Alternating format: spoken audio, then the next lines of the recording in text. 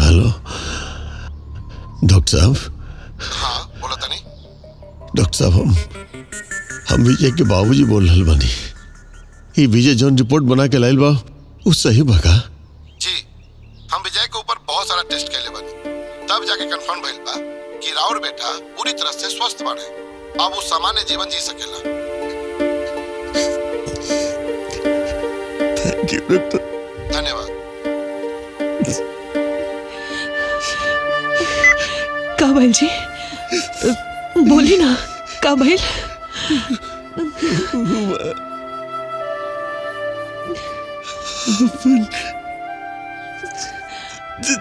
चमत्कार हो गइल बा। कब कैसन चमत्कार?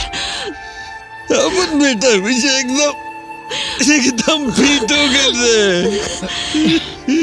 हमार बेटा ठीक हो गया। विजय तू ठीक हो गया बेटा। माई यार विजय तू हमरा से खा करवा दे ले यार।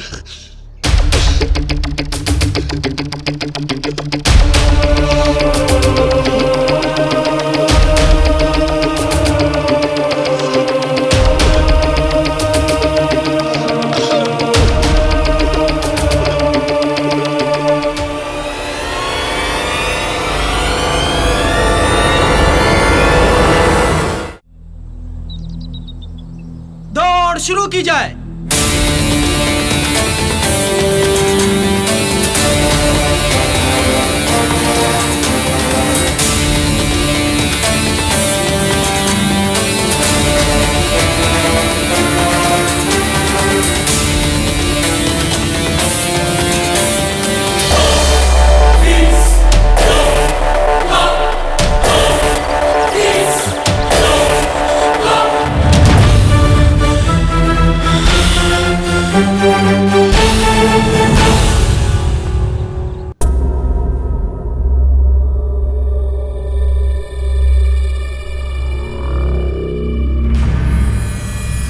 हमरा तो पहले ही पता रहे कि महेश अनफिट बाड़े। महेश के मौका दे के हमनी के बहुत बड़ा भूल कैनी जा। ऊपर से बिहार में एथलेटिक्स के अभाव बा। ऐसे भी महेश के हरला से बिहार के इज्जत के कचरा हो गइल बा। अरुण बाबू ठीक कह रहल बाड़न माथुर साहब। अगला महीना एशियन गेम बा। बिहार के एशियन गेम में अपन उपस्थिति दर्ज करावे के ही सुनहरा मौका रहल, जौना हमनी के गंवा चुकल बानी। सुन रहे हैं ना महेश बाबू, आए? वैसे भी बढ़ती उम्र के साथ क्या है ना कि फिटनेस और टेक्निक को बरकरार रखना बहुत मुश्किल होता है। हम लोग रिटायरमेंट की उम्र में आपको चांस दिए और आप क्या किए हैं? अरे बिहार का स्पोर्ट्स ना 2 साल पीछे चला गया। सर बिहार खेल के क्षेत्र में बड़ा नाम करे। बिहार से भी नेशनल और इंटरनेशनल प्रतियोगिता में भाग लेने वाला खिलाड़ियों के बाढ़ आ जाए, यही सपना आप सबसे ज्यादा हम देख ले बानी। और से रहल अगर फिटनेस और टेक्निक की बात, तो हम ही खेल खातिर पूरी तरह से कैपेबल रहनी। अब जौन कुछ भी भइल मैच एक दुर्घटना रहे। दुर्घटना ना, स्टेमिना महेश, स्टेमिना जौन अब तहरा लगे नहीं खे। यही से बेहतर होखी कि बिहार के भविष्य पर सांप नियर कुंडली मार के मत बैठा। इस सीट छोड़ा कि वो दूसर खिलाड़ी के आवेदा। आप कहल का चाहता नहीं राणा जी? हैं? यही जब बैठल हमनी सारा केहू जाना तनी कि हमनी बिहारी खेल के प्रति पहले से ही उदासीन बानी। उता भाग मनावे का हमनी सब केहू कि हमनी के लगा महेश जैसा एगो खिलाड़ी बा जे खेल के क्षेत्र में बिहार के नाम बड़ा होखे, एकरा बारे में दिन रात सोच रहल बा। ई कैसन सोच बा मिश्रा जी? 1 साल पहले बनल राज्य से ई हमनी के हरा देलस। जॉन मरंडी जिंदगी भर इनकरा संगे प्रैक्टिस करत रहे, वो आज नया राज्य के आपन झारखंड के मुड़ी में जीत के ताज सजा देलस। और हमरा तो लागता कि बिहार के हार की जिम्मेदारी को देखते हुए महेश के खुद ब खुद संन्यास ले लेवे की चाहिए। हम तो इनकर खुल्लम खुल्ला विरोध करता नहीं, और हम बोर्ड से सिफारिश करब कि इनका के आज ही बर्खास्त कर जाओ। बिल्कुल सही।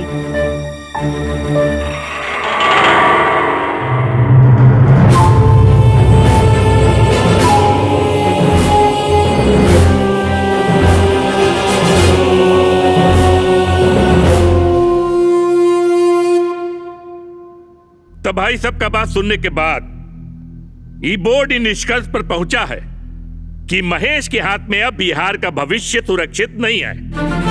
आज से महेश का कैरियर खत्म।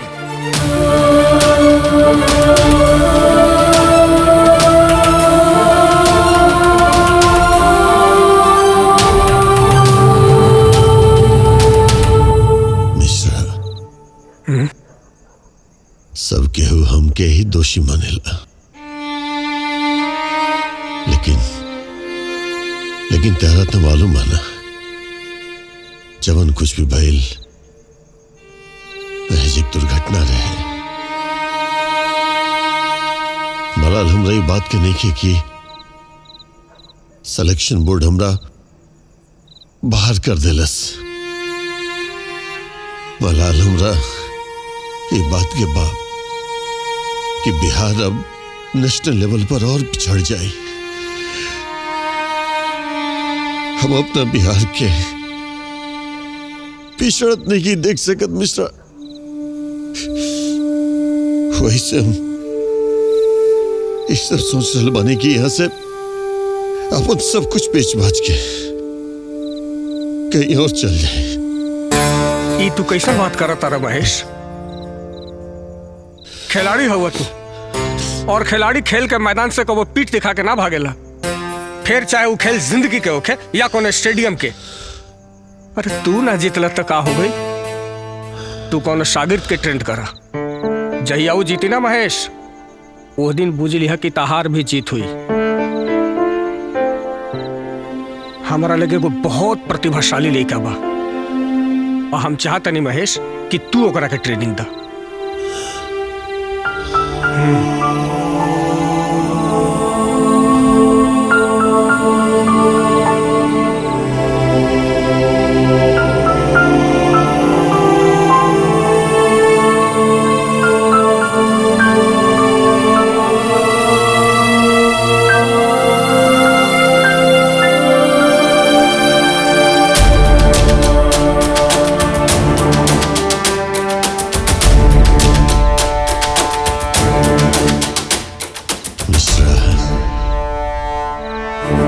जब हमरा कोच ही बने के बाद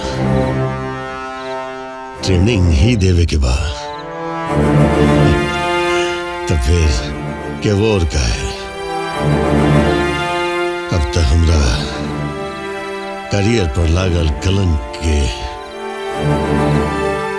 हमार अपन खून ही धोई।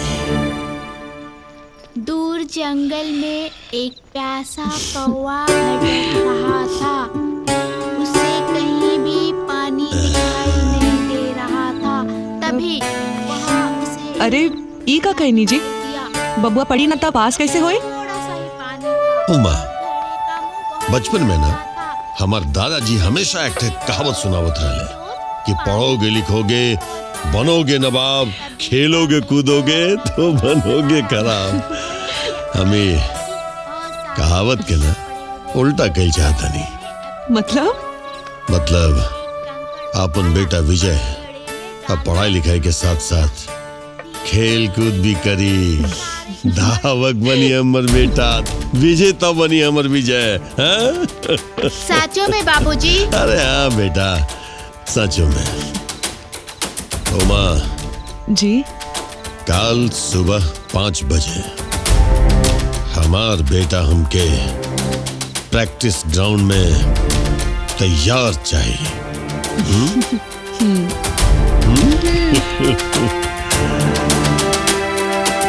विजेता बनी हमर बेटा, विजेता बनी।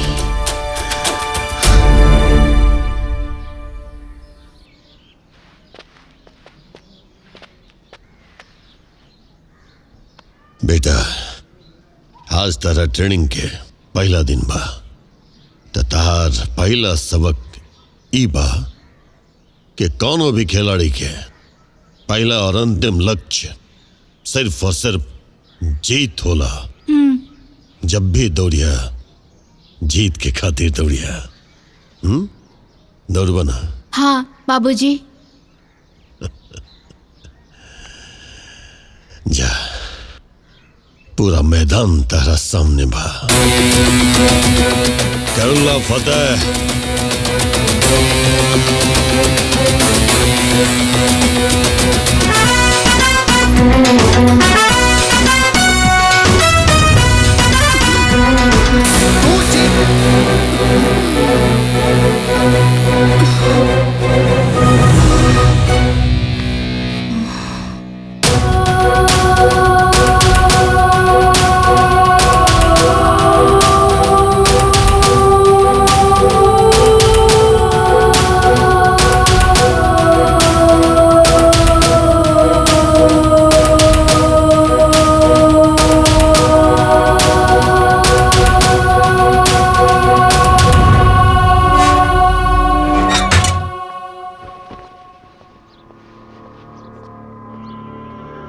सीने अपना रिपोर्ट दिखाओ।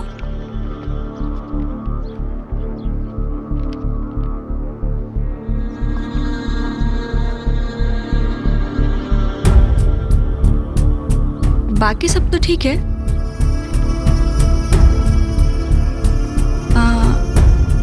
ऐसा करो तुम एक बार डॉक्टर को भी दिखा दो। सर अंदर बैठे हैं।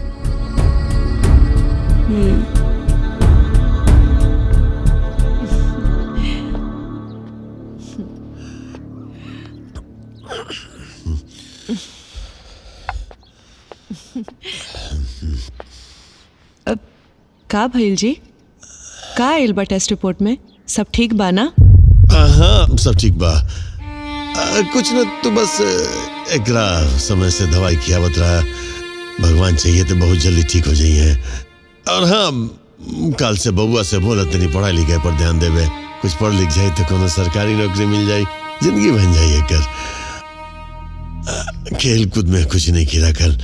काल से कर प्रैक्टिस बंद करावा। हम प्रैक्टिस काहे ना करब बाबूजी? कह दिली ना विजय, काल से खेल कूद प्रैक्टिस सब बंद। अरे का भइल जी? अचानक रहुआ बबुआ के खेले खातिर मना काहे कर देनी? कूद के पाँव पालना में दिख जाला माँ, और हमरा बेटा के पाँव आज हमरा दिखाई दिलस। खेल के मैदान के लायक नहीं क्यों माँ, और अब अनफिट भाई। अब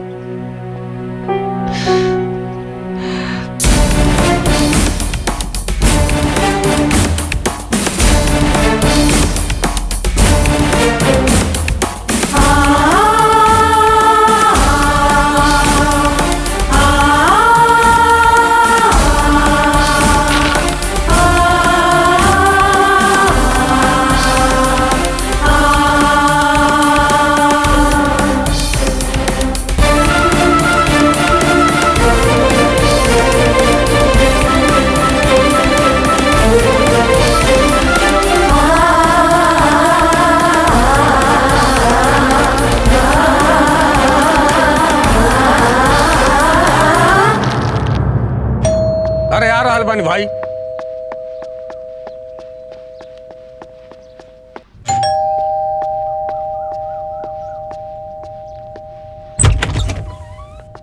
अरे महेश आवा। तू कोनो शागिर्द के ट्रेनिंग के बात करत रहला ना? हाँ बिक्की नाम हो कर, लेकिन तू अपना बेटा के ट्रेंड करत रहला है ना? कल सुबह 5 बजे ओकरा लेके प्रैक्टिस ग्राउंड में आ जाइए। अरे लेकिन का भइल? कोनो दिक्कत बा का? कोनो प्रॉब्लम? अरे महेश महेश, अरे बहुत निमन गुरुजी बाड़े बेटा। हाँ उनका काल मनिया।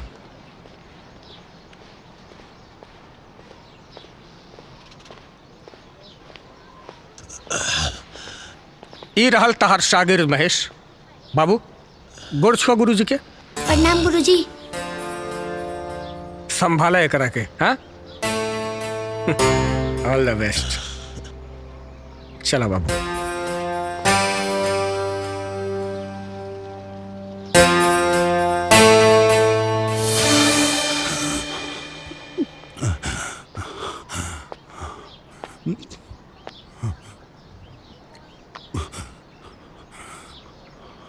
रफ्तार अच्छा बा, लेकिन नेशनल गेम खातिर काफी नहीं के।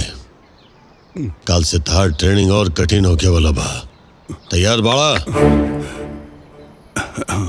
जी जी गुरुजी।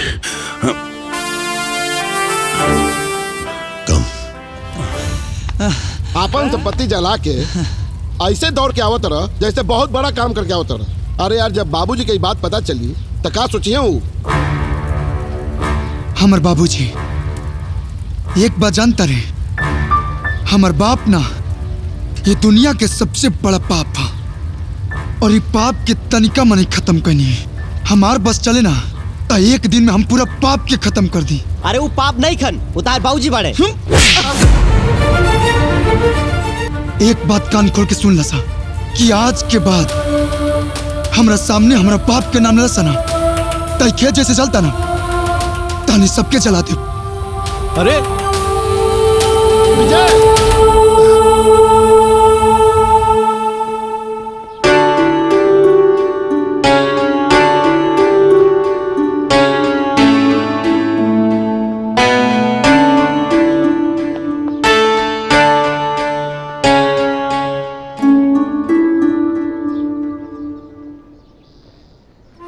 दिन ब दिन बबुआ के मन में रउआ प्रति नफरत बढ़ रहल बा। कालू सिर्फ खेत जरौले रहे। हमके डर लागत था कि एक दिन बबुआ के नफरत हमार घर के सुख शांति नजर आ देवे।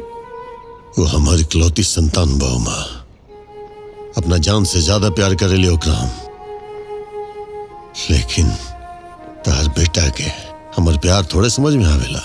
ओकरा तो बस ही समझ में आवेला कि हम ओकरा रेस के मैदान से बाहर कर देले बानी। कैसे समझाई हम ओकरा?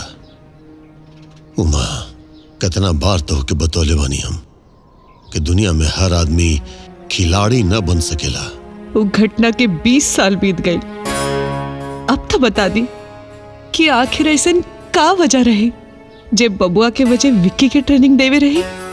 हमो घर भी तो के बतौले रहनी उमा, और बार बार यह बतावता रहल बानी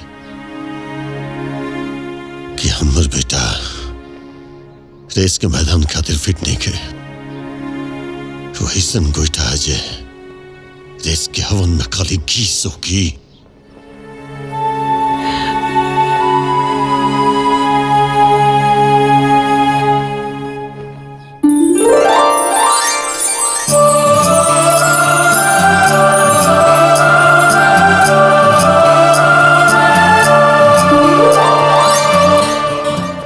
फिगर बाहु मर्दवा मर्दे सही का रे?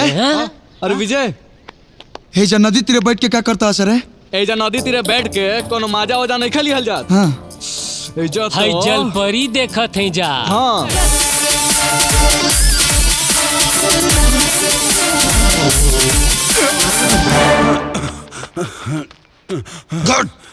Good speed. 2 दिन के बाद डिस्ट्रिक्ट लेवल के सिलेक्शन बा। बस विजय सिलेक्शन कमेटी के सामने यह स्पीड होके के चाहिए। रवा चिंता मत करे गुरुजी, हम अपना जीते जी राउत सर दुनिया के सामने कौन सूरत बना चुके थे ना। तेरा पता नहीं कि विकी, तेरा एक काबिल देख करके हमरा कितना खुशी हो रहा बा। सपना बड़ा तू हमारे विकी। और ये सपना आपके कबो निराश ना करे गुरुजी। विकी पर भरोसा रखे, हम मर जाए लेकिन राउत सपना कबो मरे ना देवे। विकी चल अब घरे चला, बस एक बेर सिलेक्शन हो जाए विकी। आधा जंग तो वही समय हमने जीत जाए। जी गुरुजी चला।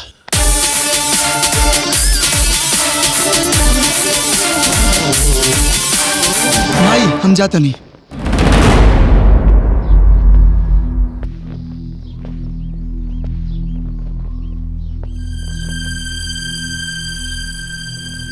तेरा नौकरी के बाद हम झाजी से कर ले लेवानी।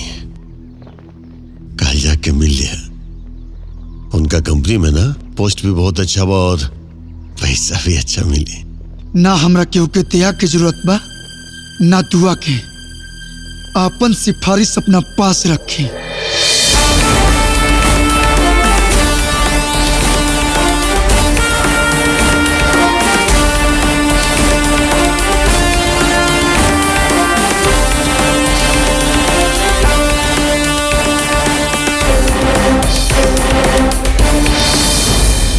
चिंता मत करी जी, लइका बा, अभी ओकरा के बोले के सहूर नहीं खे।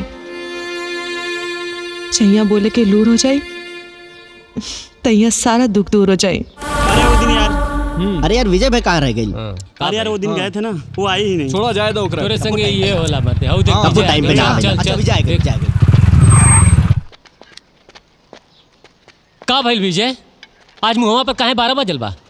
क्या बताएं यार, घर से निकला समय बिलार रास्ता काटते रहे सा। बिलार के हो? और के हमर बाप। अरे यार उतार बाबूजी बाड़े, ऐसे नहीं ना बोले की चाहिए। तू का घंटा जनबे जेकरा पर बाजेला ना ओकरे बुझाला। खैर सब छोड़ा सन, मटुआ नहीं खेलौकत। कहाँ बा? वो कहाँ बा? अरे वो करे घरे पार्टी बा, जो भुला गेला तू।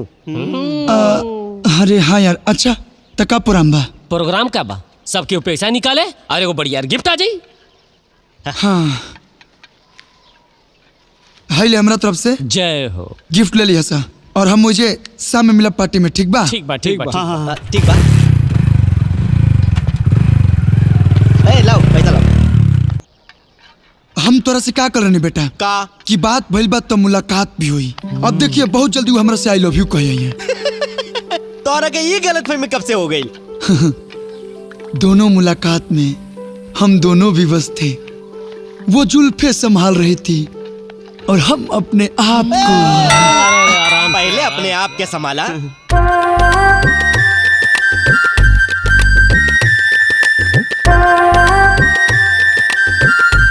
हो देख आवतिया। बहुत फैबुलस थी, मजा आ गया बिल्कुल। अब देखिए हीरो हीरोइन के लाइव रोमांस देखिए। अच्छा देखो अभी कैसे पटावता नहीं। हम देखा था नहीं।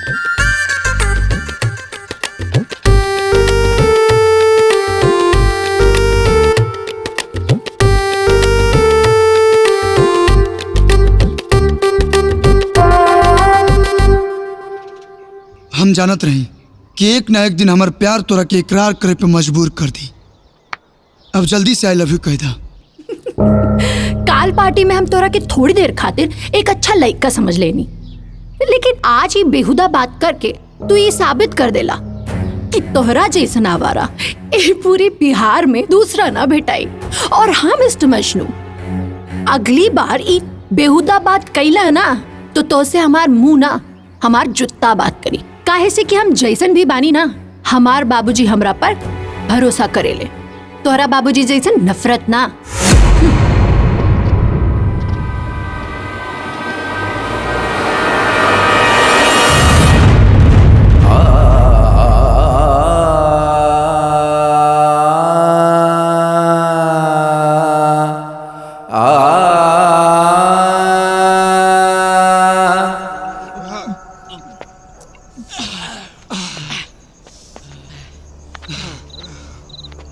खुद तो हमके जलील करत आई, लेकिन आज ओकरा वजह से एगो अदनी लेके हमरा मुंह पर थूक के चल गई। और हम मन तो ऐसा करता कि चाह के ओकर गला घोटती, लेकिन घोट ना सकीला। कहे से कि वो हमार बाप। ए विजय, ई का करत हुआ यार?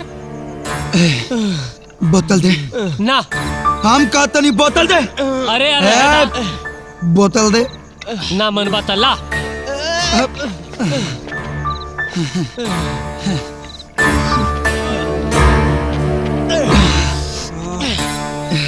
हमके जब जब एहसास होला कि हम ओकर बेटा हैं, तब तब हमरे खून में आग लग जाला। मन तक करेला कि यही आग में ओकरा के जरा के राख कर दी, लेकिन जरा नहीं खी सकत।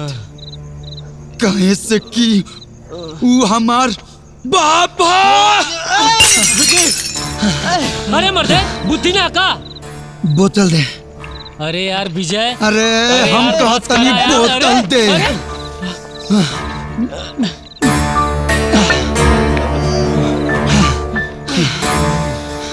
नफरत करीला हम इंसान से, बेइंतहा नफरत, लेकिन हम ओकर कुछ नहीं बिगाड़ सकत। कहे से कि वो हमार बापा।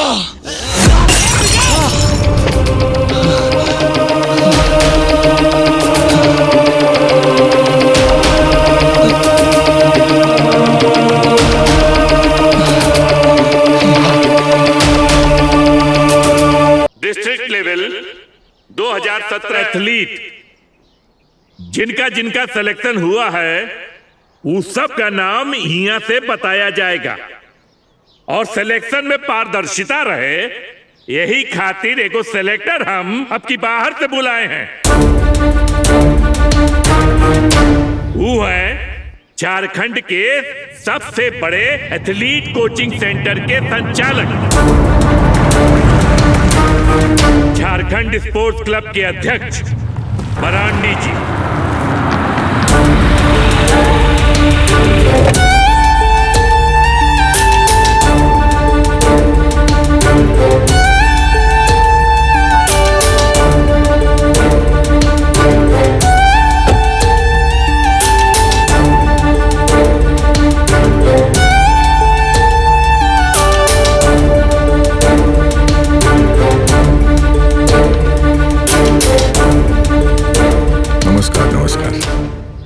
बैठी जा।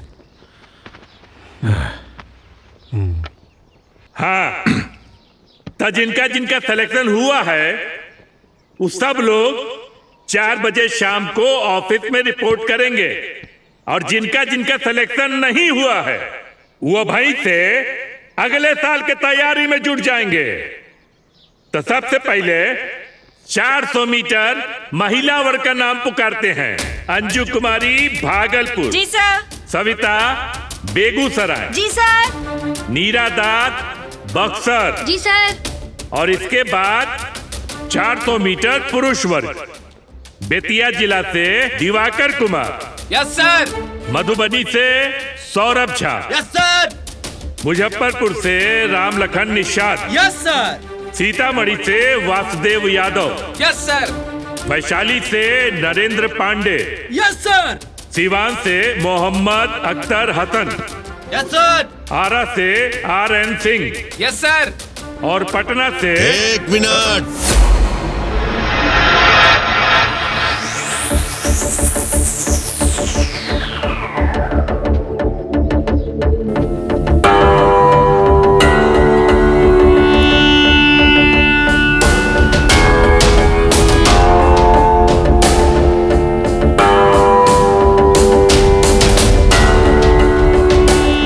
भी फैसला करे के पहले तनी एक बार हमरा शागिर्द पे भी ध्यान दिया। कहीं ऐसा ना हो कि सिलेक्शन कमेटी के द्वारा कोनो हीरा के जगह कोनो कोयला के चयन हो जाए। आ गया महेश, 20 साल पुराना इतिहास फिर से दोहरावे। भुला गया वो दिन जब तोहरा कारण बिहार के भीषण हार के सामना करे के पड़ल रहे। ए टीम में ई हारल कोच और एकरा स्टूडेंट खातिर कोनो जगह नहीं खे। जगह काहे नहीं खे काका? काहे नहीं खे जगह? मत भूली कि हमने जब बिहार खातिर एगो प्लेयर चुने बैठल बानी। अगर वाकई महेश के स्टूडेंट में प्रतिभा बा तो हमने के आपसी खुन्नस भुला के उ प्रतिभा के सम्मान करे के चाहिए। ये आपसी खुन्नस का होता मिश्रा जी आए? 20 साल पहले हम लोग एगो गलती कर चुके हैं, अब वो गलती को दोहराने का कोई जरूरत नहीं है। हम जानते हैं कि अनुज में प्रतिभा है और वो बिहार को नेशनल लेवल तक ले जा सकता है। मिश्रा जी एक बात बताई, हमने के करोड़ों खर्चा करके कोचिंग क्लास चलावता नहीं जा, महंगा महंगा सामान पे, महंगा महंगा ट्रैक पे एथलीटन के प्रैक्टिस करावता नहीं जा। अब ऐसन में कहीं का मौका छीन के गांव के पगडंडी पे दौड़े वाला लड़का के दिया ही तो ऐसे बिहार एसोसिएशन जीत जाई। हे मरांडी, बहुत पगडंडी कर रहा बड़ा ना। तई पगडंडी पर दौड़े वाला हमारी खिलाड़ी ताराशाही मशीन पर दौड़े वाला खिलाड़ी के पसीना न निकाल देलस तो फिर हमारा नाम महेश ना। अरे पागल हो गई बा। यहाँ पर उपस्थित तमाम खिलाड़ी में जौना खिलाड़ी के सबसे बेहतर ट्रैक रिकॉर्ड बा ओकरा के हम चैलेंज करतानी। गया के रहे वाला मरांडी कोचिंग सेंटर के अनुज 46.15 सेकंड के 400 मीटर दौड़ के रिकॉर्ड बा। का तुहार स्टूडेंट ई रिकॉर्ड ब्रेक कर पाई? तो हमर शागिर्द विकी ई रिकॉर्ड के मात्र 45 सेकंड में पार करी।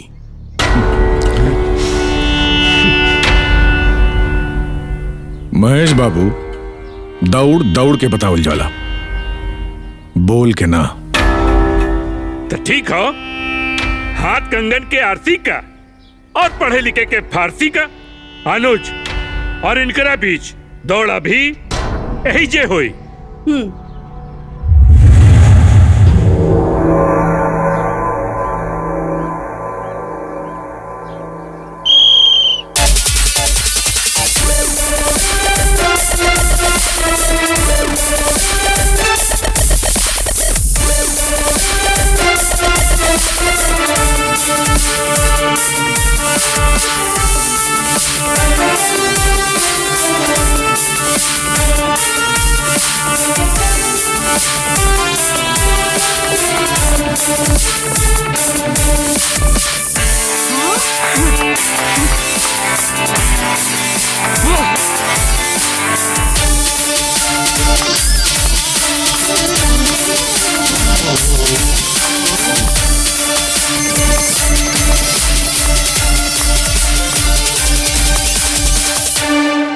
तब पटना से 400 मीटर दौड़ में जिस खिलाड़ी का नाम फाइनल हुआ है उसका नाम है विक्की कुमार।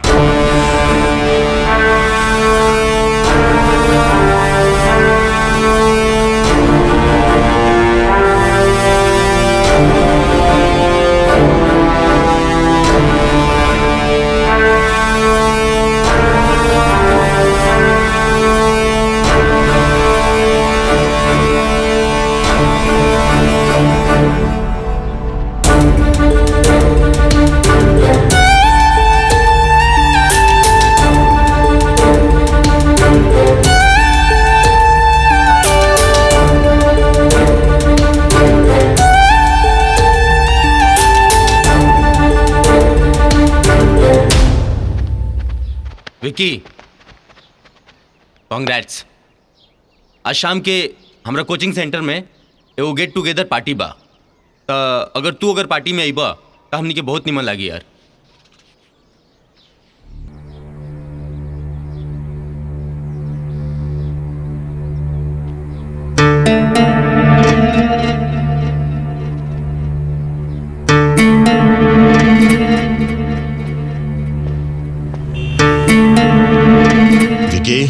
कहाँ लगल तू अभी ले? देखा हमने जितना भी सफर तय कहले वानी ना, वो राष्ट्रीय विजेता बने खातिर काफी नहीं के। सिलेक्शन सफलता के मात्र पहला सीढ़ी बा। ओके, सिलेक्शन भइल बा एकर मतलब ही नहीं कि निश्चिंत होके हमने बैठ जाए, बल्कि कांधा पर जिम्मेदारी के बोझ और ज्यादा बढ़ गइल बा। काल से सब काम बाद में, पहले सिर्फ और सिर्फ प्रैक्टिस। ओके, चलो प्रैक्टिस शुरू करा। कहोगे तबीयत ठीक निकला गुरुजी। अरे बुखार तो नहीं क्या? ना, वो अंदर से बुखार लगा था। आज प्रैक्टिस करके मन नहीं के करत। अगर वो बुरा ना माने तो आराम कर ले। ठीक बा, जा घरे जा और सिर्फ घरे जा। हाँ? दवाई खा के सूझ जा। ये शरीर के आराम मिली तब ही शरीर काल से काम करे के लायक होई। जा घरे जा। जी गुरुजी।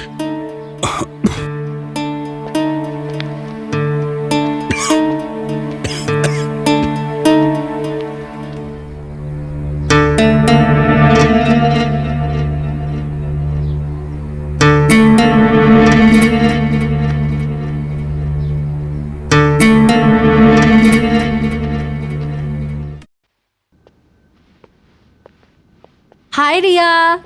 हाय, कैसी हो? मैं तो बढ़िया, तुम कैसी हो? एकदम बढ़िया। ओके, बाद में मिलते हैं। हाँ, I'll see you. Bye bye by.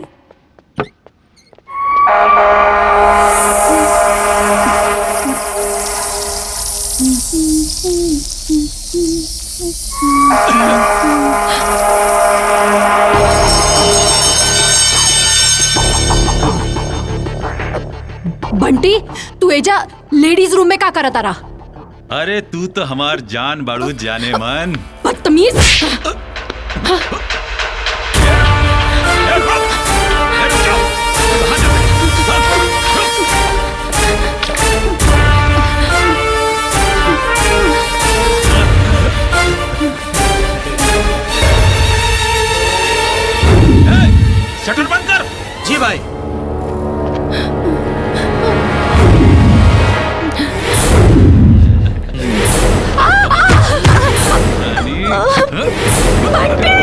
छोड़ो मुझे, छोड़ो, छोड़, छोड़ो यार, ये क्या कर रहे हो तुम? छोड़ो, छोड़ो।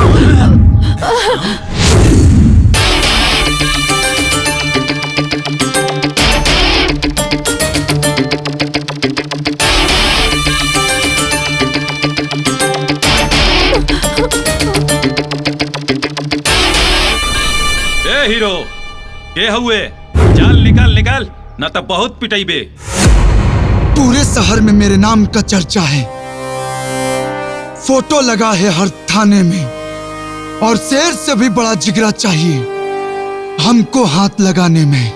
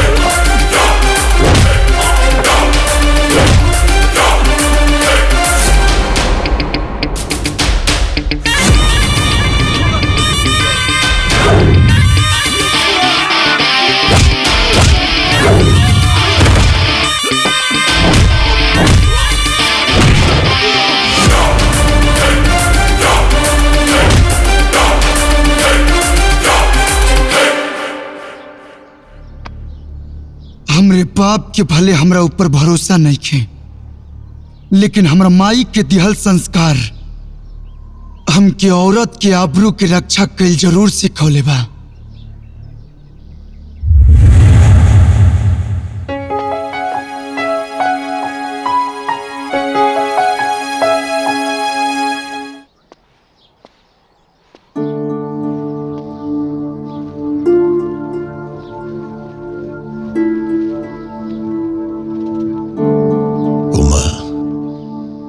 आज हमरा जिंदगी के सबसे बड़का सपना पूरा होके जा रहा बा।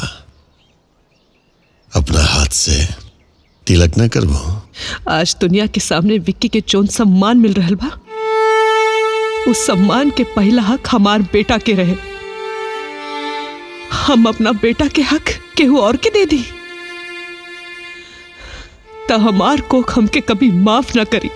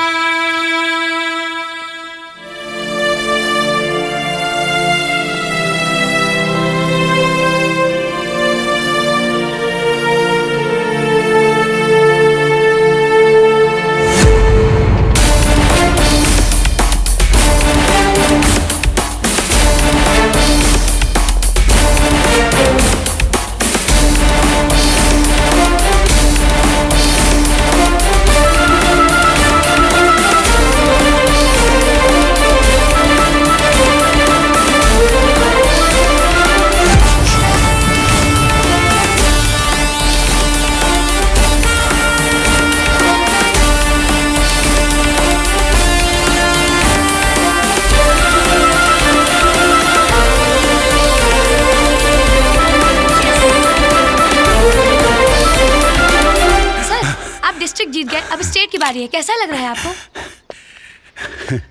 ये जीत ने हमारा कंधा पर आप सबका उम्मीद और भरोसा का बोझ बढ़ा दिया है। हम और मेहनत करेंगे। इस जीत का श्रेय आप किसको देना चाहेंगे? ये जीत का श्रेय हम किसको देंगे? हम अपना माता पिता और अपने दोस्तों को देंगे। सर, किसी भी खिलाड़ी के खेल को निखारने में उसके कोच की अहम भूमिका होती है। दुनिया उस महान व्यक्ति से मिलना चाहती है जिसने पत्थर को तराश कर पारस बना दिया। तो प्लीज बुलाएंगे उनको हमारे सामने। हाँ, कहा नहीं। हमरा जैसा अनाड़ी खिलाड़ी को एक नाम पहचान देने वाला कोच का नाम है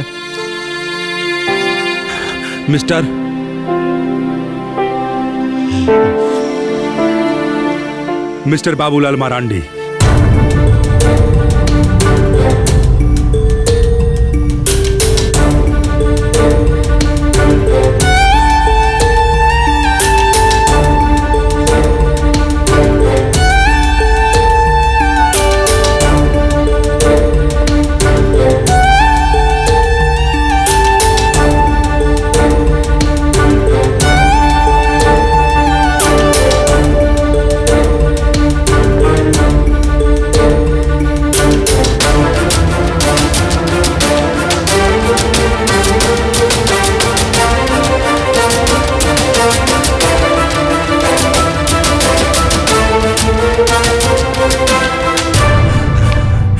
सर इस जीत के बारे में कुछ कहना चाहेंगे सर?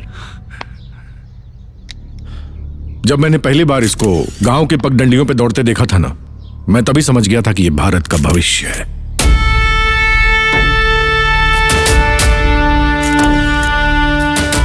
मैंने उसी समय इसकी प्रतिभा को निखारने का बीड़ा उठाया।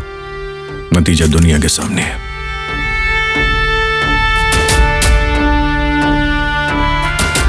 मेरी बरसों की कठिन तपस्या का परिणाम है मेरा स्टूडेंट विकी।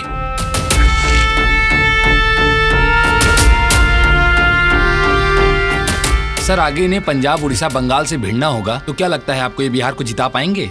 माफ कीजिएगा, अब हम बिहार से नहीं झारखंड की ओर से दौड़ेंगे। Well done champ, I am impressed.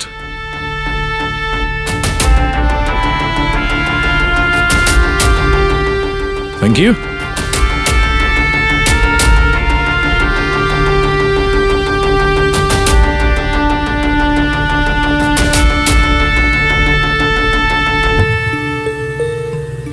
बधाई हो विकी। 25 लाख रुपया तोके झारखंड एथलेटिक एसोसिएशन की तरफ से और 25 लाख मरांडी कोचिंग सेंटर के ब्रांड एम्बेसडर बनने की खुशी में। आपके बहुत बहुत धन्यवाद। तुम्हारी महेश तो के गरीबी, भुखमरी और गुमनामी के अलावा कुछ ना दिला सकत रहे। ला पैसा ला, अपना जीत के जश्न मनावा। चलो।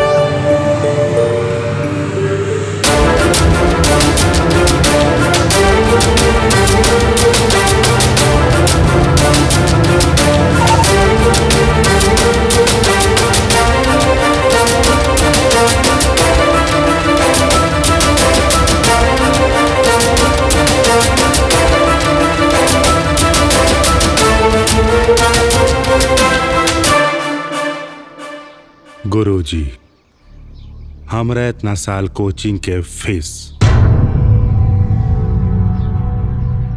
जितना चाहे उठा ला, विकी केहू के उधार ना रखेला।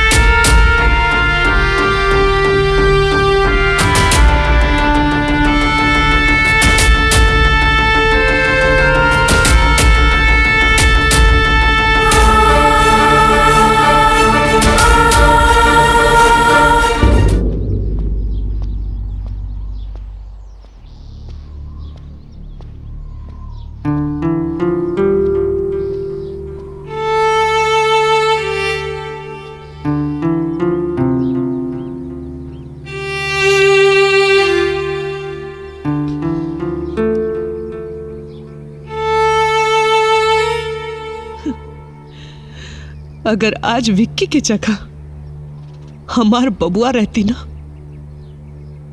तो रउआ के मान सम्मान के ठेस ना पहुंचती। रउआ के इतने साल की तपस्या ऐसे बर्बाद न जाती। अपन तो आपन होला और पराया पराया।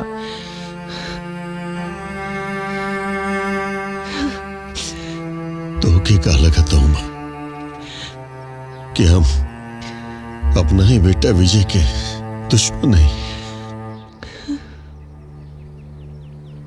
हमारा इच्छा है कि हमारा बेटा विजय ये दुनिया के सामने एक विजेता बन के रहे, लेकिन हम अपना चांद के चिता पर अपना ही बेटा विजय के अर्थी न सजा सकत रहनी। ऐसे मगना पूरा जीवन खेल के मैदान से दूर रखनी।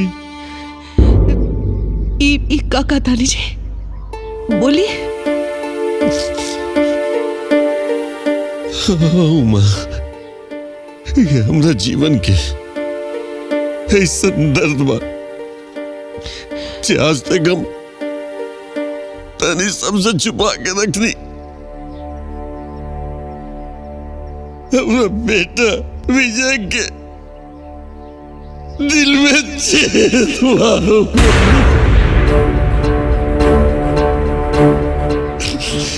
अरुमा खुद ही डॉक्टर बता ले रहे कि अगर तुम्हारा खेल के मैदान में कभी उतरी, वो दिनों का जीवन के अंतिम दिन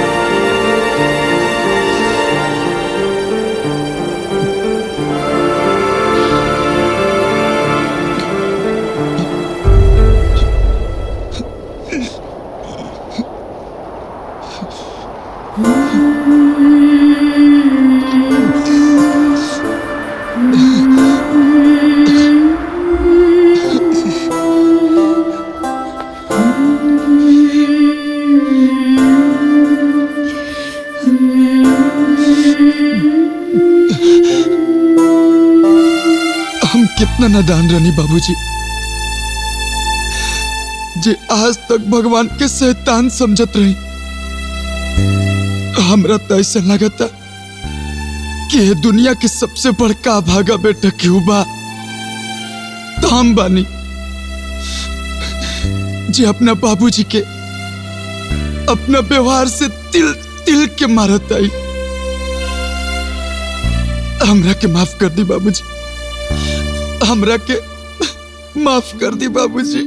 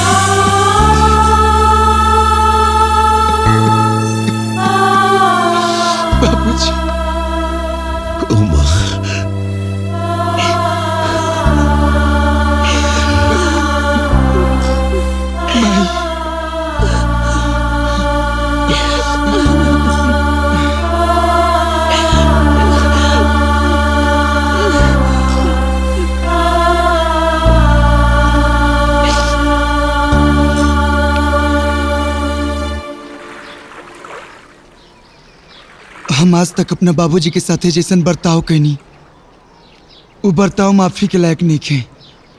अरे हमके अपने आप से नफरत हो रहा बा। इतना दिन से इतना बड़ा दुख अपना कलेजा पर लेके और हमार बदतमीजी सहत रहनी। हम गुनेगार बनी काजल, हम गुनेगार बनी। ऐसन मत कहा विजय। आज तक तू जो कहला वो तुहार गलती ना रहे, वो तो एक ना समझी रहे, और ना समझी के सजा ना होला। जितना हो सके अपने बाबूजी की खुशी द। वो बहुत तकलीफ में बाड़े। जौना विक्की के जीवन बनावे खातिर वो अपन जीवन के अनेकों साल गवा देलन। वो विक्की के ऐसन घात ना करे के चाहत रहे। अगर वो हमरा पापा के साथ ऐसन करत तो हम ओकर मुंह नोच लेती।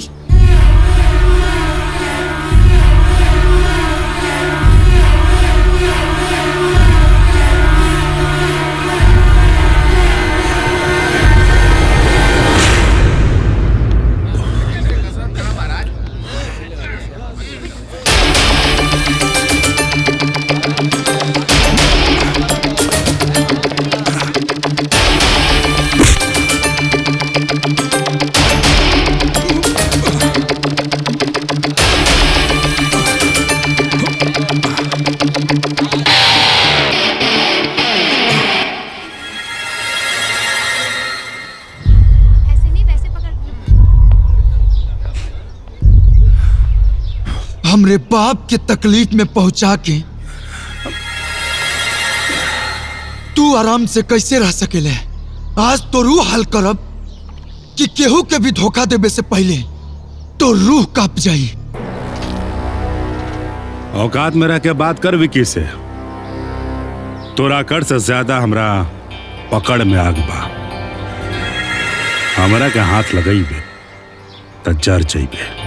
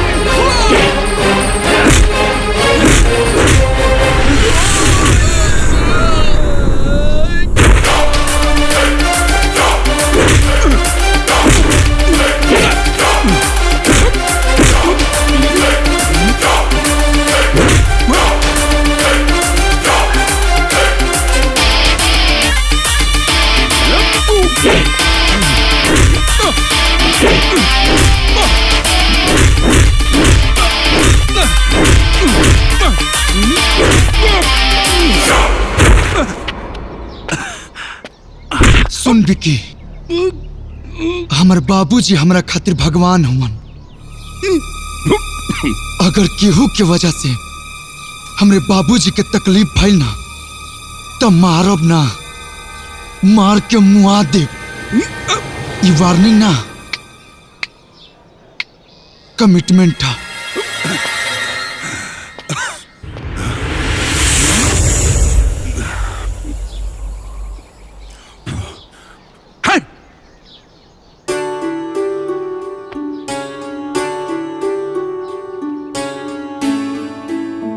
ई दिन देखे खातिर हम रोज भगवान से प्रार्थना कैले बानी और आज जाके हमार प्रार्थना कबूल भइल। हे भगवान, हमरा परिवार की खुशी पर अब कोनो ग्रहण ना लागे। ए विजय के बा कब इंस्पेक्टर साहब? ए विजय बाड़े बहुत चर्बी चढ़ावा तोरा के मारा पीटी कर पड़े। चल थाना, सब चर्बी तोहर बाहर निकाला तानी। अरे सर, लेकिन का करे समर बेटा? आप एक बाबूजी बानी। हाँ। आपके पता नहीं थे कि का कइले बा? ना, मरांडी बाबू के क्लब में विक्की के मरले बा।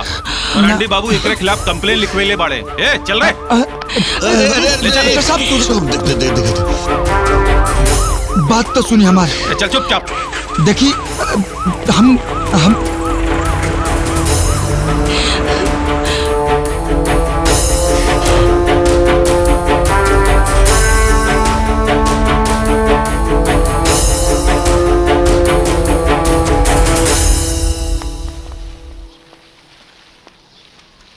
अरे कहाँ कहाँ कहाँ? ए भाई, ना ना ना ना। मरांडी साहब से जब कह देने की ना जाए की बात। अरे एक सेकंड, बिना इजाजत के अंदर ना जाए। अरे भाई मरांडी साहब ना ना ना, चला भाग।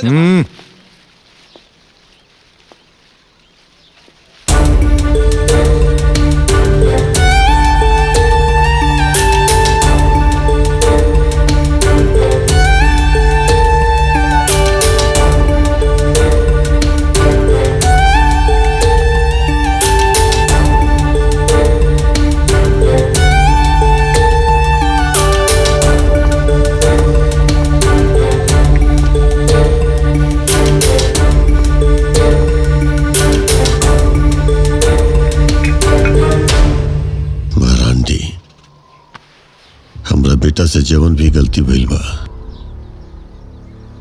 ओकरा खातिर हम हाथ जोड़ के माफी मांगतानी। नादान बहू, माफ कर दो ओकरा। बहुत पुरान चाहत रहे हमार महेश, बहुत पुरान चाहत कि हम तोहरा सामने सीना तान के खड़ा रही और तू हाथ जोड़ के अदब के साथ 20 साल पहले जब स्टेट चैंपियनशिप में तो के हरावले रही ना, तब वो उतना खुशी ना मिलल रहे जितना आज। दुनिया जाने चाहे ना, लेकिन हम जानत रहनी कि वो हमार जीत ना तोहर एक्सीडेंट के खैरात रहे। झुकल रहा महेश, झुकल लोग हमरा बड़ पसंद आवेला।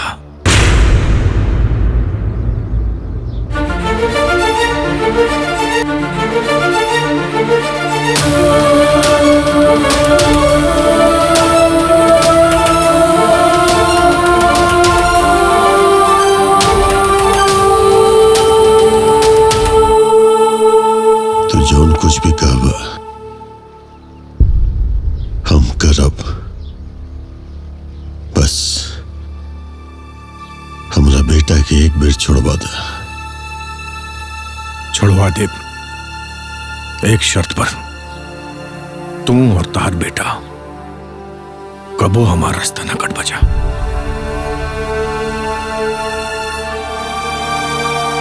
मंजूर बा।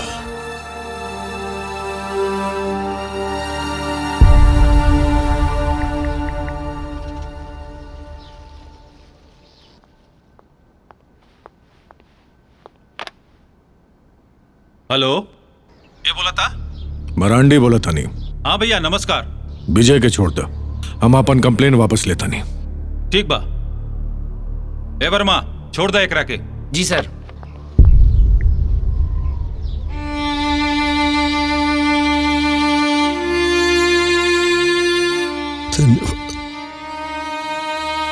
Mention not.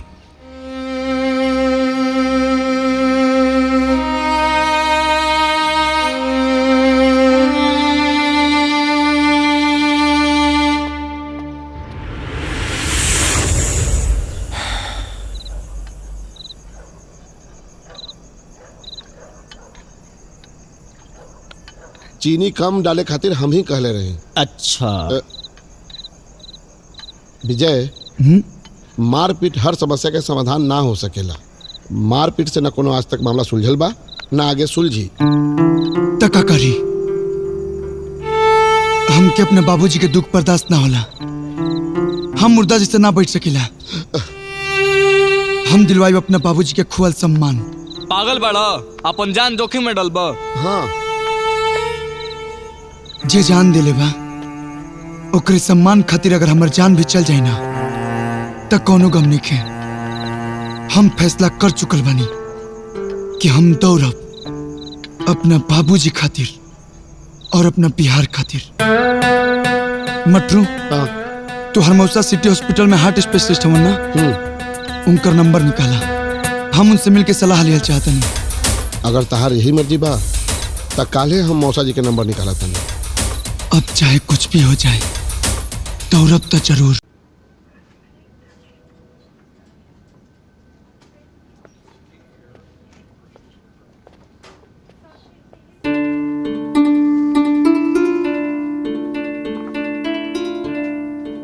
Thank you sir. Take care.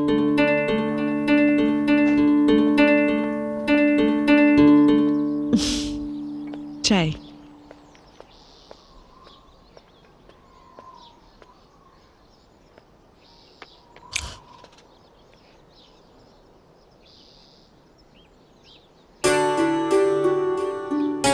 क्या है?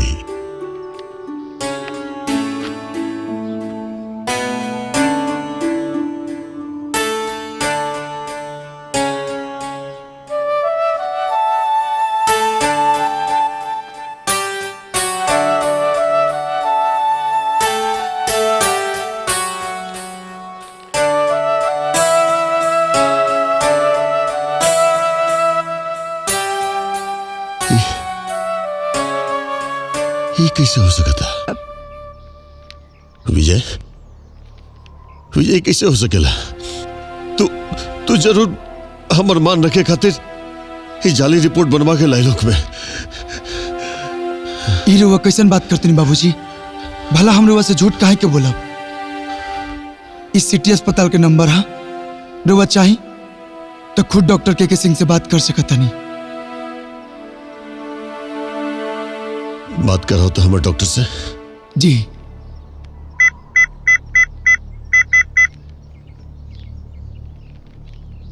हाँ डॉक्टर साहब। हाँ ली थोड़ा बाबूजी से बात कर ली। हाँ दी।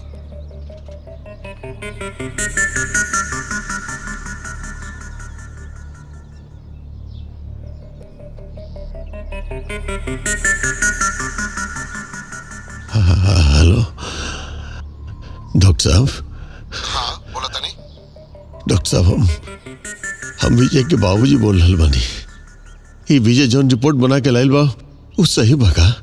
जी हम विजय के ऊपर बहुत सारा टेस्ट कैले बानी, तब जाके कंफर्म भइल बा कि राउर बेटा पूरी तरह से स्वस्थ बाड़े, अब वो सामान्य जीवन जी सकेला।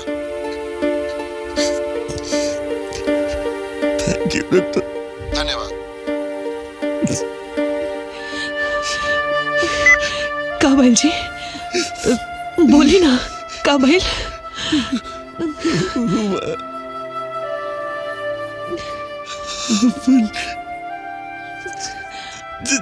चमत्कार हो गया। कब कैसे चमत्कार? अपन बेटा विजय एकदम फिट हो गए। हमार बेटा ठीक हो गए। विजय तू ठीक हो गया बेटा।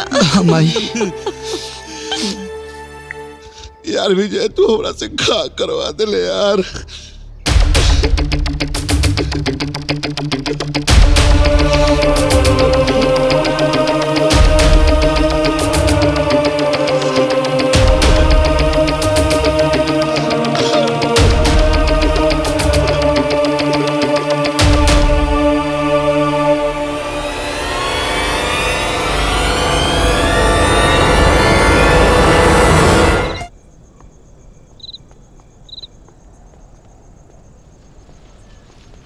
तू कौन है? तू जा। हम कैसे कहीं? तू कौन है? चलो मारा को भी। बाबूजी एगो बात कही। कहा? भगवान के दया से तम ठीक हो गइल बानी। अब हमार सपना बा कि राउर सपना के हम पूरा करें। हमारा सपना? कैसन सपना? हाँ हम रेस के विजेता बनल चाहतनी और हम चाहतनी कि रउआ हमरा के ट्रेन करे। अभी संभव नहीं है। संभव नहीं है? काहे संभव नहीं है?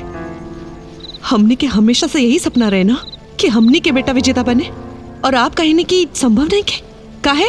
ऐसे कि हम हमेशा खातिर खेल और खेल के मैदान से रिश्ता नाता तोड़ चुकल बनी, और आज के बाद ये घर में केहू भी खेल की बात न करी।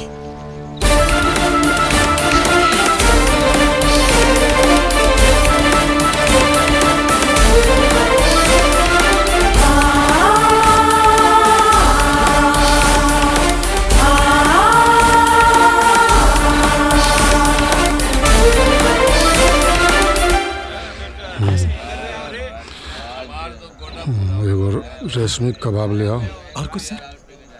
एगो चिकन टिक्का। जी सर। बाकी जौन तोरा समझ में आ ले आओ। ठीक है सर।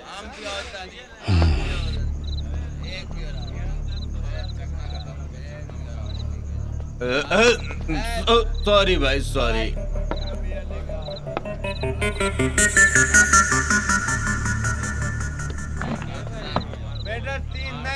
वेलकम महेश, वेलकम दोस्तों। ये है महेश बाबू, एक नाकामयाब बेटे का नाकाम बाप। Common Mahesh come on set बैठा।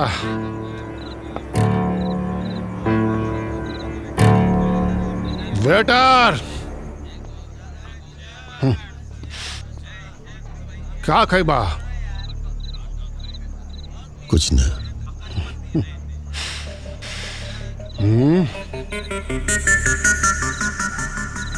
धन्यवाद। जो हमारा ऑर्डर लेके आओ। जी। बोली वर्मा जी, काहे खातिर बोलोनी है? महेश,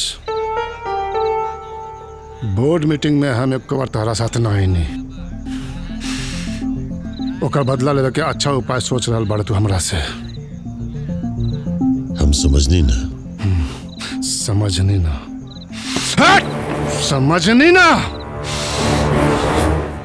तोहार बेटा विजय हमरा बहन के अपना प्यार के जाल में फांस रहा बा।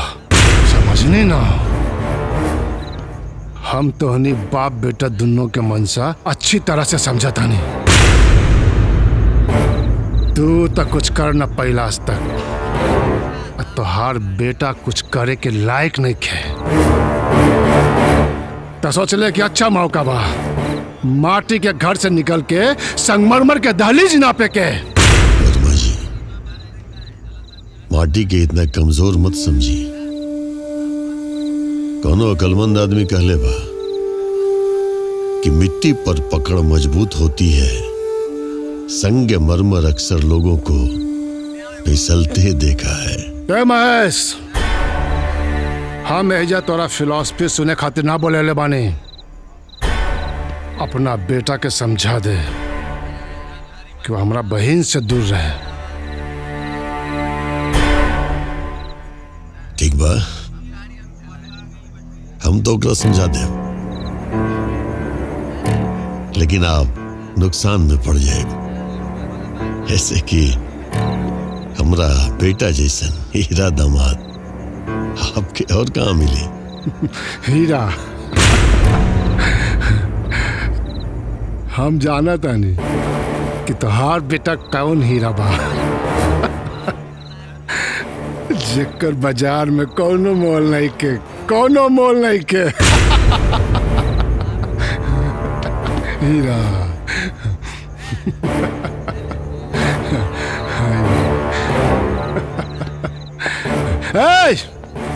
तू बाप बेटा के सपना कहियो पूरा ना होई। तू भी गुमनाम, तोहार बेटा भी गुमनाम। बेटा भी गुमनाम।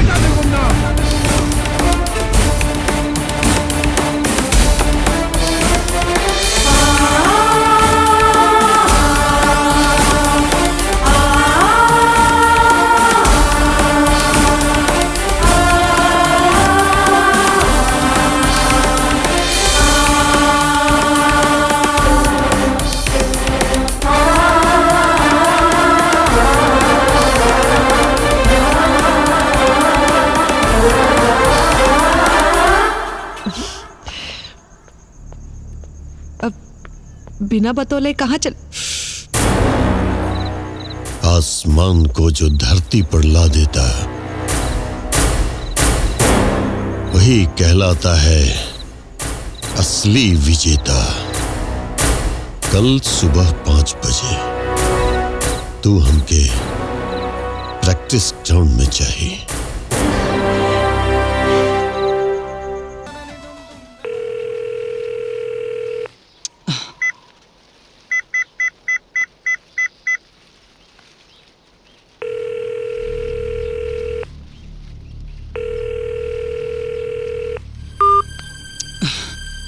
आखिर फोन काहे नहीं उठावत?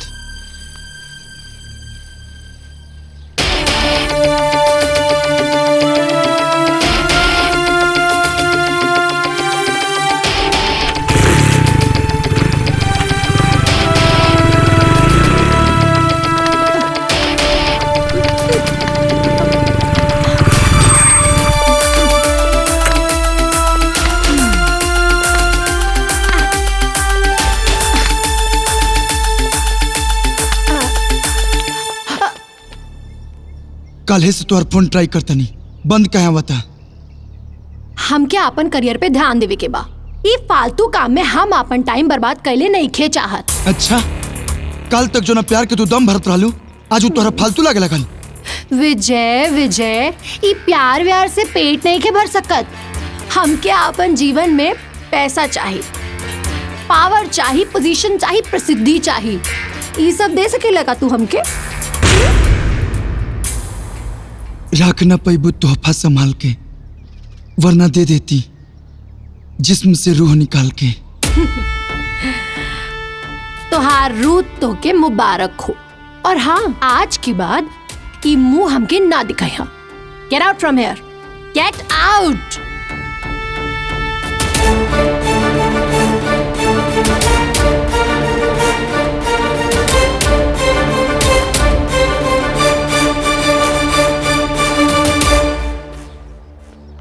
ये तो का कैलू काजल? उहे जौन इस समय में हमके करे के चाही। हम नहीं के चाहत कि हमार प्यार उनकर कमजोरी बने। उ जौना मकसद खातिर निकलल बाड़े, ओमे कामयाबी बहुत जरूरी बा। अगर रत्नावती तुलसीदास के रोक लेवे रहती त रामचरितमानस के रचना कबहू न भइल रहे।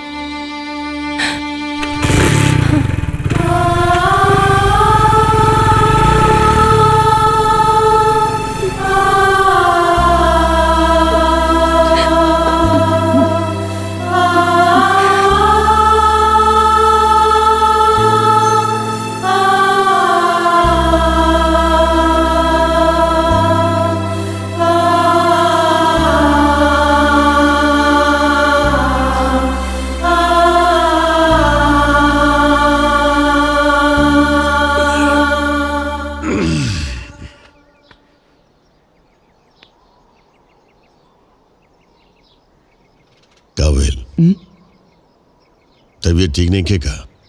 अब ना ना बाबूजी, हम बिल्कुल ठीक बनी। चलिए प्रैक्टिस कर जाओ। अगर तबीयत खराब हो गई तो बता दे हमरा। एक बात जाने ले विजय कि रेगिस्तान भी तब हरा हो जाला जब साथे केहू आपन खड़ा हो जाला। हम कहते ना बाबूजी, हम बिल्कुल ठीक बनी। हमारी तबीयत बिल्कुल ठीक बा। चलिए प्रैक्टिस कर जाओ।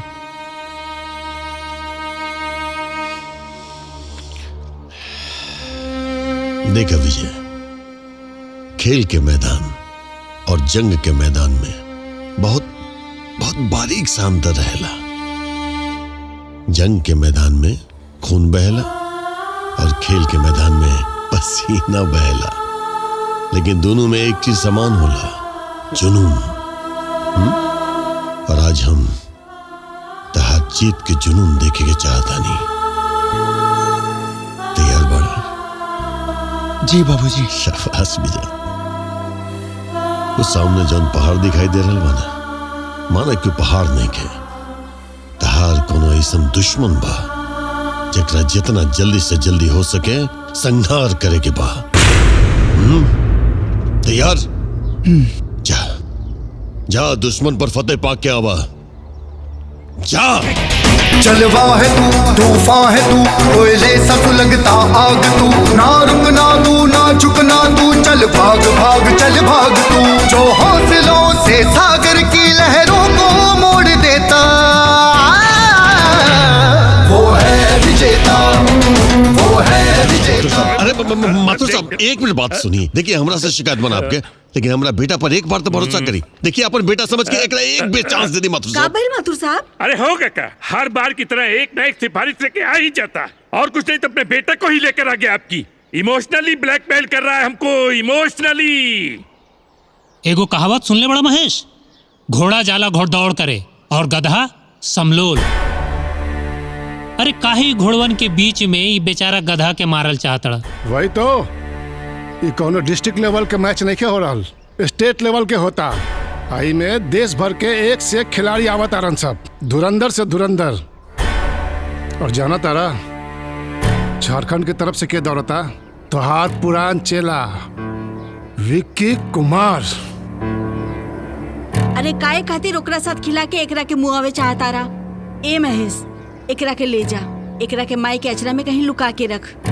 माफ करो मैडम, लेकिन जौना के बारे में बता रहल बानी बहुत बढ़िया से हम जाना तानी आपके विकी कुमार के, लेकिन ओकरा से ज्यादा बढ़िया से हम अपना बेटा विजय के जाने ली। रनिंग मशीन हो गई आज के डेट में।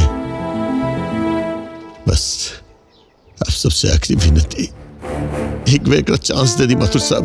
देखिए सारा रिकॉर्ड ने तोड़ दी तो फिर दोबारा जीवन में कभी शक्ल नहीं दिखाएगा आप लोग के। क्या बोलते हैं काका? हमको बुझाता है एक मौका दे पीछे। ठीक बा, इसके बाद हम लोग को शक्ल मत दिखाइएगा अपनी आप।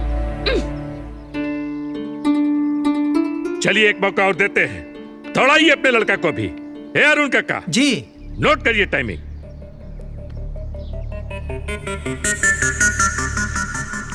धन्यवाद माथुर साहब।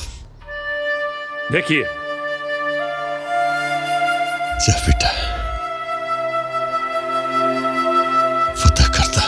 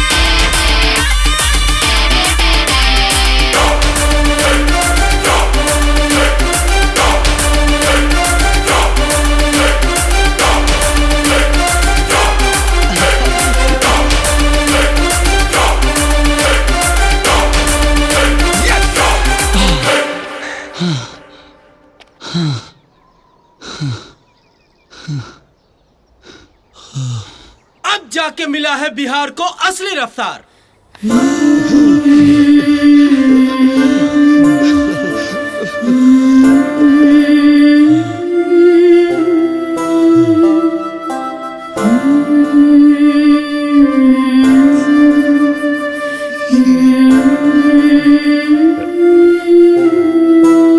बधाई हो महेश, तुम जो चाहते थे बिहार का डंका पूरे देश में तका, विदेश में भी बजे, अब हो गया। हमको विश्वास हो गया कि लड़का विश्व में भी दौड़ेगा, बिल्कुल दौड़ेगा। तुम्हारा सपना जरूर पूरा करेगा ही। हम लोग इसका बिहार की टीम में सिलेक्शन करते हैं। हाँ। धन्यवाद आप सबके।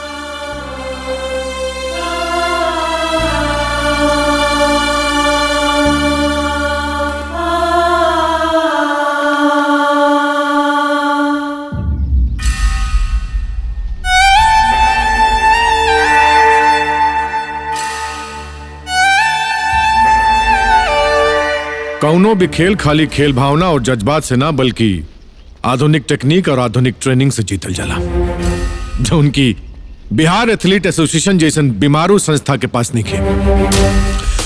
ओकनी खातिर खेल एक भावना है, लेकिन हमारा खातिर शुद्ध व्यवसाय, 100% बिजनेस।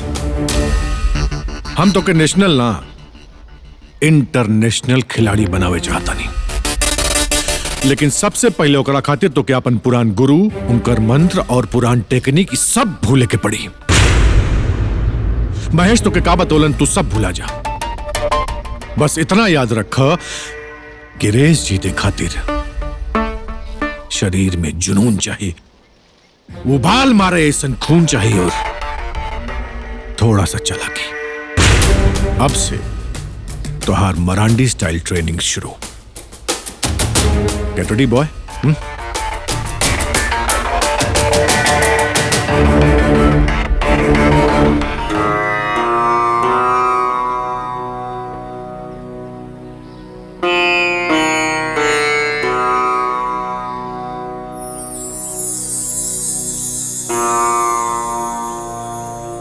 विजय खूब मन लगा के दौड़िया, क्योंकि तोहरा के हर हाल में विजेता बने के बा। तोहरा के ये मैच जीते के बा अपना बिहार के मान खातिर, जीते के बा अपना बाबूजी के सम्मान के खातिर, जो अपना सारा जीवन खेल के नाम समर्पित कर देनी। खेल के मैदान में एक बात ध्यान रखी कि तोहरा के अपना बाबूजी के माथे पे लगे दाग के मिटावे के बा।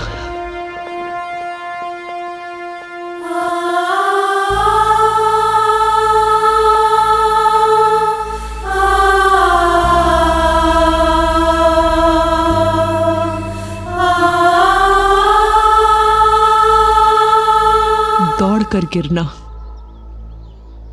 गिर कर उठना और उठ कर जीतना, वही कहलाता है विजेता।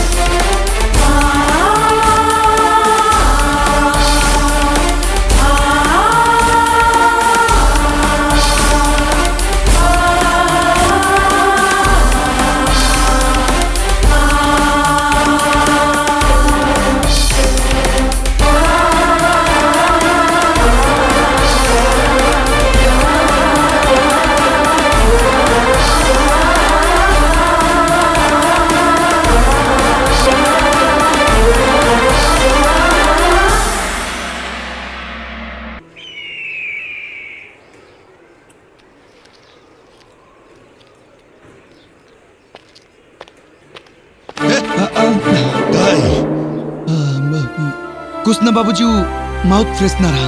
अरे बेटा, अभी मैच शुरू हो के वाला बा, केहू क्लेम कर दी तो डोपिंग केस में फंस जेबे तू।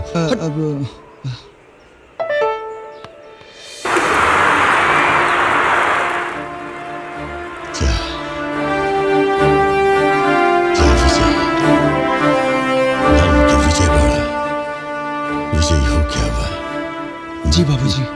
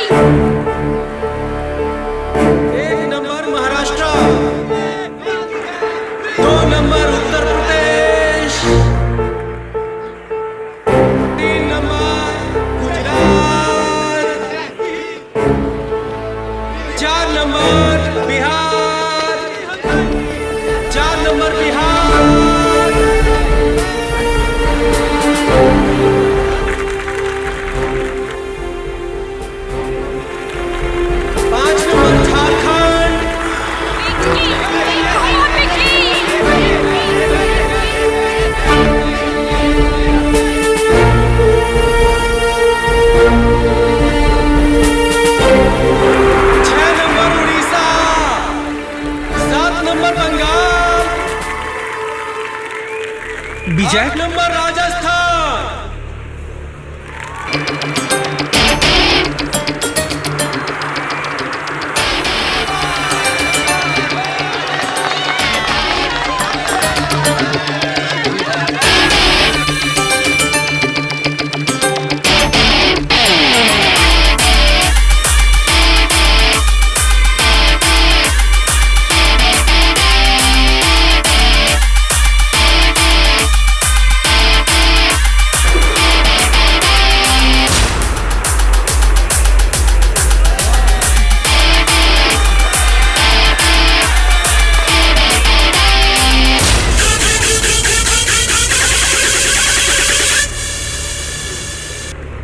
जवान रेस जीते का सपना ते देखा तारे, वो रेस का सिकंदर हम आई।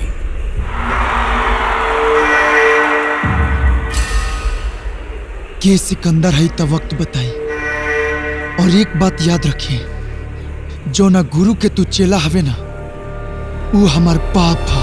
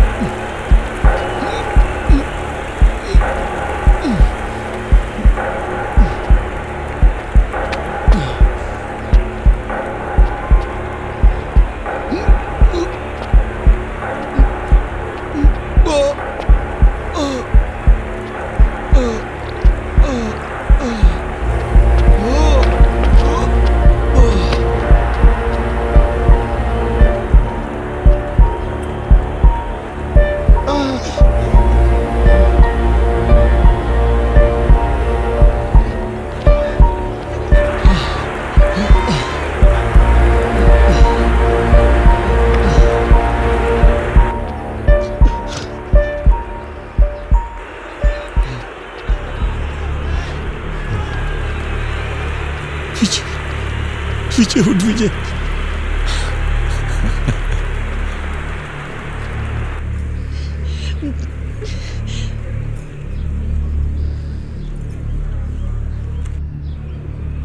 कि तोरा के अपना बाबूजी के माथे पे लगे दाग के मिटावे के बाद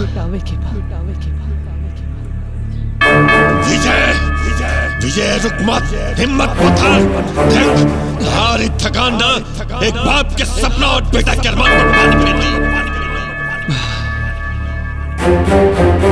दौड़ कर गिरना, गिर कर उठना और उठ कर जीतना।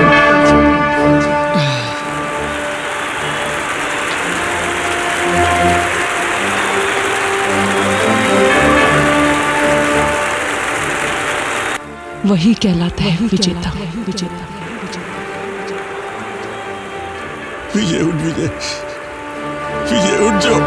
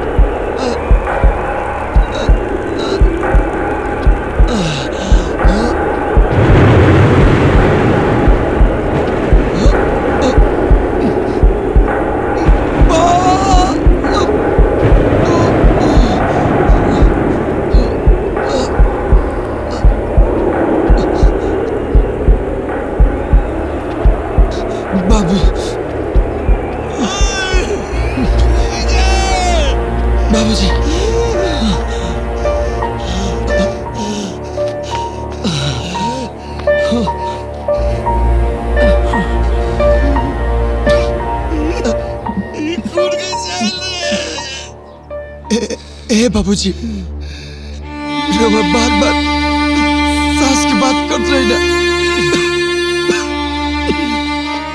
कम वक्त साला सास ही छोटा पड़ गई।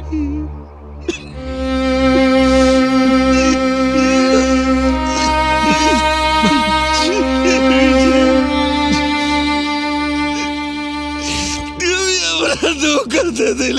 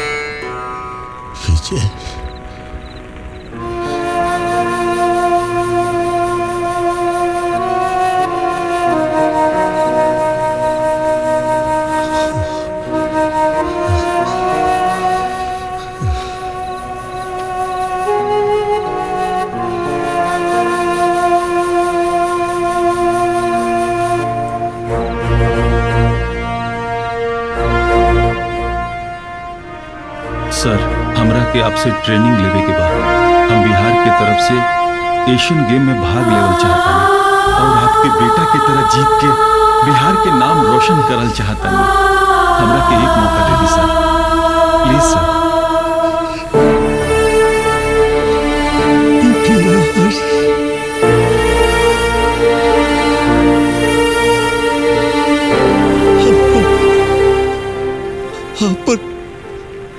बिहार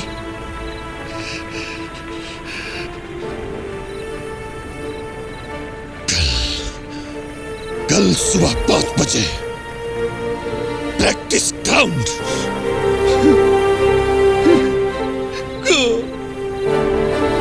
यस सर।